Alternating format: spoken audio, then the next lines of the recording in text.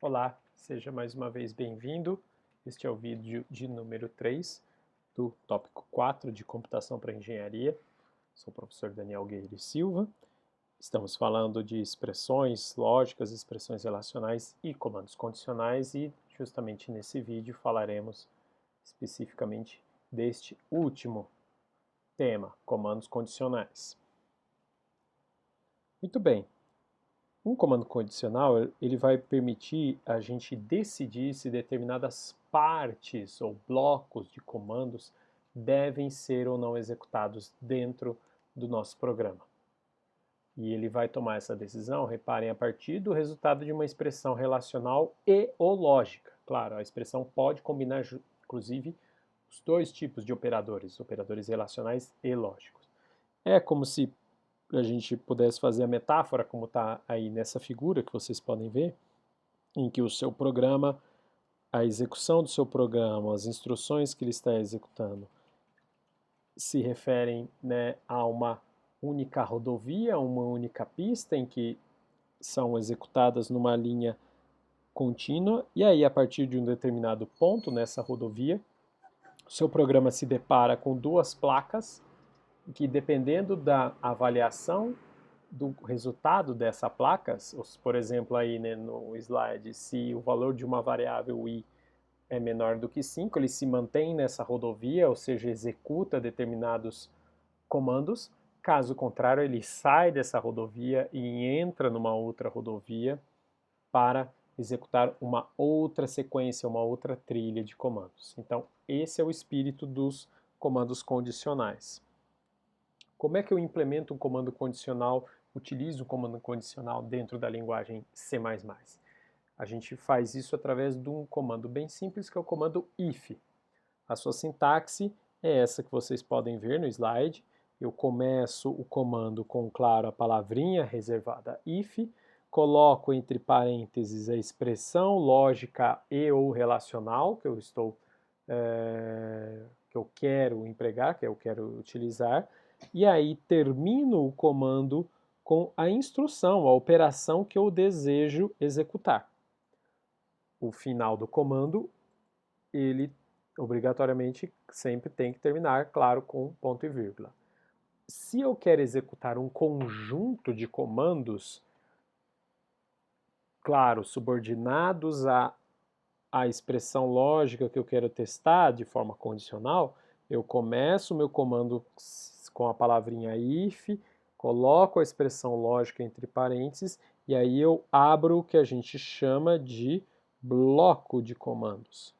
Com um bloco de comandos, eu posso daí executar esse conjunto de comandos, claro, desde que a expressão lógica associada ao meu comando if tenha valor avaliado como um valor verdadeiro. Vamos falar um pouquinho melhor do que seria bloco de comandos, que isso é um conceito que a gente está vendo pela primeira vez. Um bloco de comandos é uma forma de você agrupar um conjunto de instruções e você faz esse agrupamento pelas chaves, abrindo e fechando chave. Uma coisa também que é interessante é que eu posso declarar variáveis dentro de um bloco. Seriam variáveis que eu chamaria elas de variáveis locais. Elas são variáveis locais porque elas só são válidas dentro do bloco. Você só pode utilizá-las, referenciá-las dentro daquele bloco em que ela foi declarada. Então, o uso de bloco de comandos é muito útil para vários outros comandos que a gente vai ver, mas nesse momento, em especial, ele vai ser útil para a gente usar comandos condicionais, para a gente construir, né, um conjunto de operações e um conjunto de instruções que você quer que seja subordinada à veracidade de uma determinada expressão lógica que você quer testar. Se aquela expressão lógica for verdade, então eu executo daí um conjunto de comandos expresso por aquele bloco de comandos que vem dentro do comando if. Tá aí, né, um exemplo de uso de bloco de comandos dentro de um comando condicional if. A chave está aqui abaixo do começo do comando if. Isso é uma questão de estilo de programação prática, você pode colocar as chaves de blocos de comando explicitamente em linhas separadas, como está aqui, né, como vocês podem ver aqui, ou também, né, você pode colocá-la ao lado ali do início da sua cláusula de comando if. Isso, né, é opcional, vai do estilo de cada programador. Aqui, claro, tá dessa forma até para destacar onde começa e onde termina o bloco de comandos. Então, repare que nesse exemplo eu estou subordinando a execução desses comandos aqui, que compreendem declarar uma variável A, atribuir o valor 1 a essa variável A e imprimir o seu conteúdo na saída padrão. Tudo isso só é executado se a variável B tiver o seu valor igual a zero. Então, tá aí um exemplo, né, de uso de comando condicional e também, claro, aí vinculado, né, à execução de um bloco de comandos junto. Para entender agora melhor, com um exemplo um pouquinho mais concreto, como eu posso usar comandos condicionais, vamos pensar nesse seguinte problema. Imagine que você quer construir um algoritmo, você quer resolver o problema de determinar se um número é ímpar ou não. Então eu recebo um determinado valor, essa informação, né, um número, e aí eu quero testar se esse número ele é ímpar.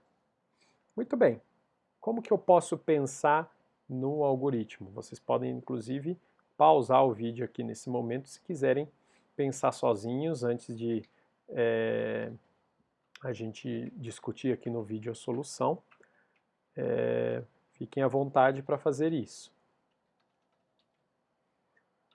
Bem, falando então do algoritmo em especial, ele está aí, né, descrito através desse fluxograma. O ponto fundamental, claro, para eu definir se o número é ímpar ou não, é eu verificar se ele é divisível por 2. Um número que é ímpar não é divisível por 2. Então repare só que através desse fluxograma eu expresso justamente esse processo de decisão, em que eu, a partir de um valor que eu li, né, por exemplo, do teclado, que o usuário digitou, eu verifico se esse valor x ele tem resto zero na divisão. Essa é uma forma de eu testar se um número é divisível por 2, é fazer o cálculo do resto da sua divisão por 2. Se esse resto for zero, isso significa que ele é divisível por 2. E nesse caso eu não faço nada, porque eu não quero verificar que ele é par, eu quero verificar se o número é ímpar. Agora, se o resto é diferente de 2, desculpe, se o resto é diferente de 0, no caso o resto é 1, o número sim é um valor ímpar e eu posso, por exemplo, imprimir ou exibir uma mensagem ao usuário do programa de que o valor lido ele é ímpar. Muito bem, como é que fica daí a implementação desse algoritmo em um programa de C++? Está aí essa implementação, esse arquivo de exemplo está à disposição de vocês na página do curso no Aprender. Eu faço a implementação desse processo de decisão visto aqui, né, no fluxograma anterior, por meio justamente de um comando condicional if dentro do meu programa em C++. Então, claro, primeira etapa é fazer a leitura do valor, no caso estou fazendo essa leitura do teclado, e aí aqui está justamente o comando condicional. E repare, o que o comando condicional verifica? Verifica justamente se a operação de resto da divisão por 2 da variável A resulta num valor diferente de zero. Se essa operação resultar num valor diferente de zero, a expressão como um todo é verdade, e se a expressão é verdade, aí a mensagem, o valor é ímpar, vai ser impresso na saída padrão.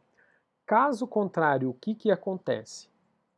O comando de impressão do valor, né, com a mensagem o valor é ímpar, não é executado e você executa o comando imediatamente seguinte. No caso aí, simplesmente o comando de encerramento do programa, o comando de retorno da sua função principal main, return 0. Muito bem, vamos ver como é a execução compilação e execução desse código. Então vocês têm código à disposição de vocês aí na página do curso, no Aprender. Eu já estou aqui mostrando esse código aberto dentro do editor do Dev C++. Vocês podem então abrir aí o código-fonte na casa de vocês. Eu vou fazer a compilação aqui do meu código-fonte. Provavelmente vai demorar um pouco, porque como eu estou fazendo a gravação do vídeo e a execução da máquina virtual Windows aqui, o computador fica em geral sobrecarregado, então a compilação vai ser bem mais demorada do que certamente vocês verão aí ao compilar na máquina de vocês. Vamos aguardar de todo jeito.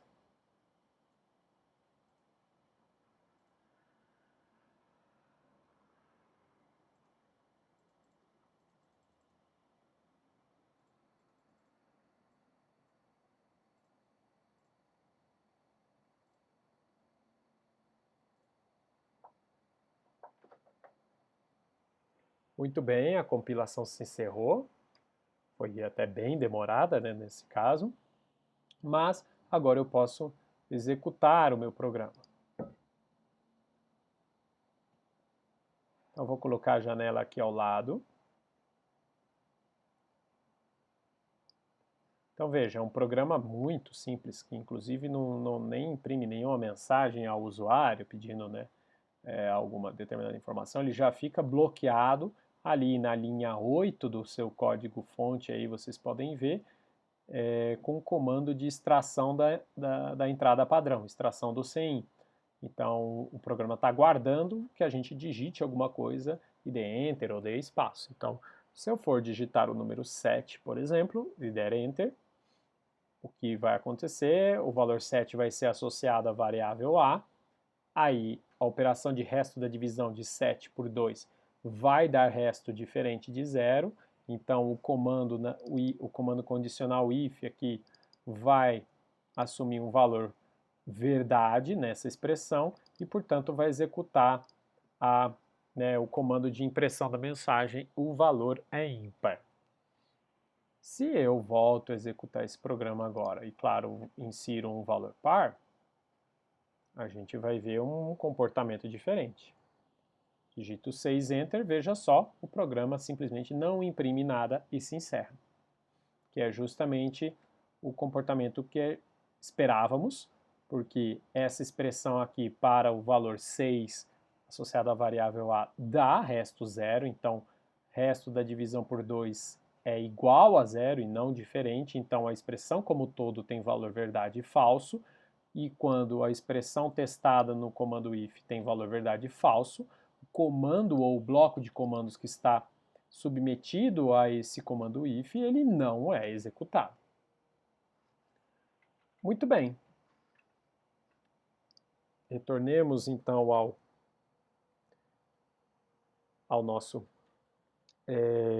aos nossos slides e vamos continuar aqui entendendo um pouco mais sobre comandos condicionais, agora acrescentando uma outra cláusula ao comando if, que é a cláusula else, que é uma variação do nosso comando if puro simples e que vai permitir daí a gente fazer o tratamento das duas faces da moeda, ou seja, do cenário em que a expressão que eu estou testando no processo de decisão ela é tratada, ou seja, eu executo comandos quando essa expressão é verdade, mas também eu executo comandos quando essa expressão for falsa, como vocês podem ver aí na descrição da sintaxe do comando if-else.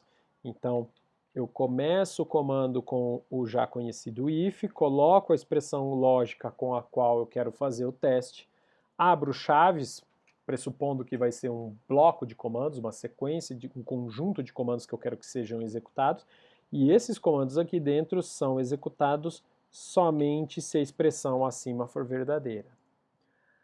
Ao fechar a chave, eu coloco a cláusula else e posso abrir um novo bloco de comandos para executar comandos se a expressão esta daqui for falsa. Então veja que daí eu trato as duas possibilidades de cenário para aquela expressão lógica que eu estou testando. Naturalmente, o exemplo que a gente pode avaliar dentro desse uso do comando if-else é eu melhorar o algoritmo que a gente viu no exemplo anterior para que ele determine se o número é ímpar ou se é par. Ele teste justamente, informe as duas possibilidades de situação de tipo de número.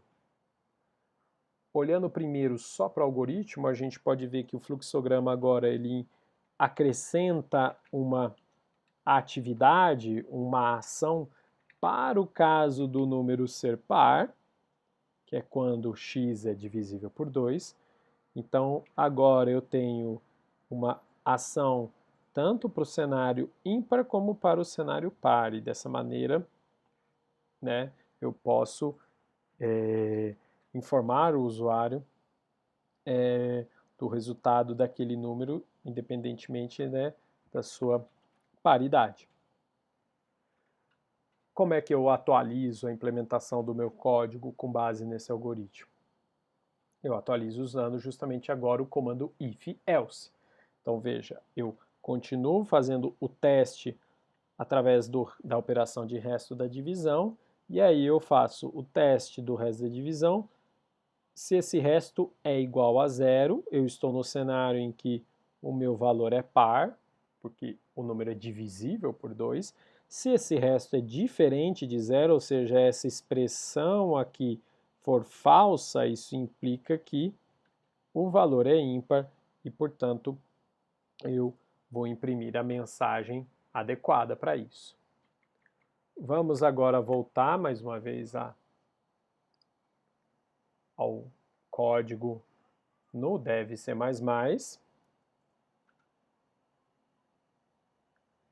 Vocês podem ver aí, o exemplo agora é o exemplo impar.cpp, também está disponível na página do curso no Aprender. Vamos compilar.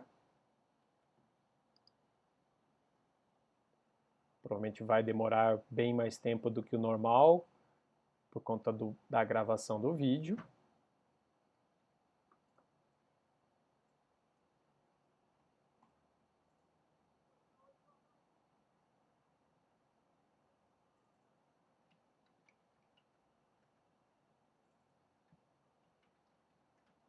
Pronto, o código foi compilado. Agora, vamos executar.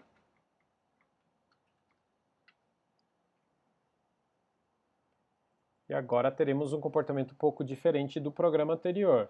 Seja para um valor ímpar, por exemplo, 7, ele vai me informar que esse valor é ímpar. Seja para um valor par, por exemplo, 82, ele também vai me informar que esse número ele é par. Não vai ficar sem fazer simplesmente nada e encerrar o programa como era o exemplo anterior. Muito bem, então agora vimos aí dois exemplos, né, do uso do comando if e, claro, do comando else. Voltemos aqui aos slides. Uma outra coisa que é importante a gente saber é que o comando if, ele é um comando, digamos assim, que eu posso compor com outros comandos, inclusive com ele mesmo. Então eu posso fazer composições de comandos condicionais. Esse exemplo aqui mostra justamente mostra esse tipo de uso de composição de comandos, e aqui a gente tem digamos assim, uma situação que pode ser escorregadia, dependendo né, de quem lê esse trecho de código e bate o olho e acha, né, que esse comando 2 está associado a qual condição? A condição 1 ou a condição 2? Então, reparem aí, né, que pela identação a gente teria a impressão de que esse else está associado com este comando if inicial. Mas reparem que o comando if else ele é um comando único, ele é entendido como um comando único. Então, na verdade, a indentação correta para essa composição de comandos seria essa daqui.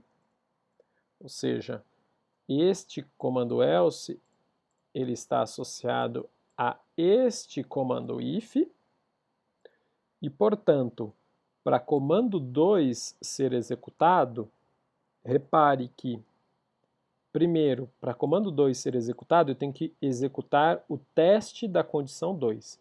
Mas o teste da condição 2 só é executado se a condição 1 for verdade.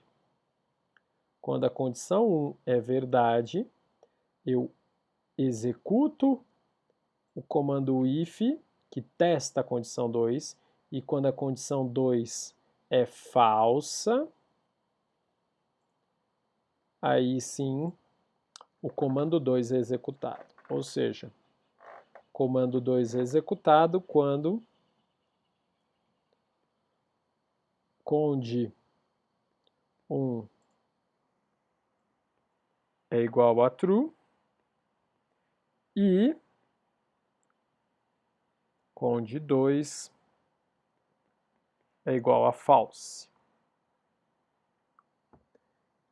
Então, repare que aí, no caso, a indentação nesse slide anterior pode nos levar a um engano aqui na interpretação do comando.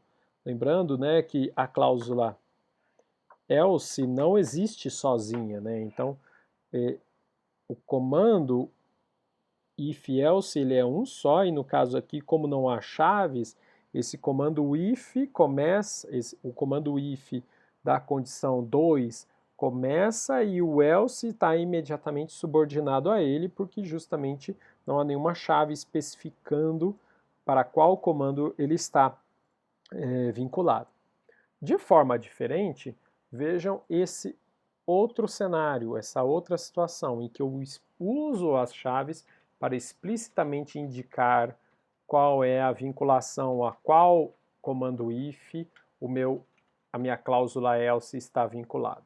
Quando eu coloco a chave aqui e aqui, eu defino então esse trecho todo aqui como um bloco. E aí, ao definir esse trecho todo aqui como um bloco, a cláusula else que vem logo em seguida a esse bloco vinculado ao comando if que testa a condição 1, passa a ser vinculado esse else justamente a esse primeiro comando if. Então, dessa forma, com o uso de chaves, agora sim, comando 2 só é executado quando a condição 1 é falsa.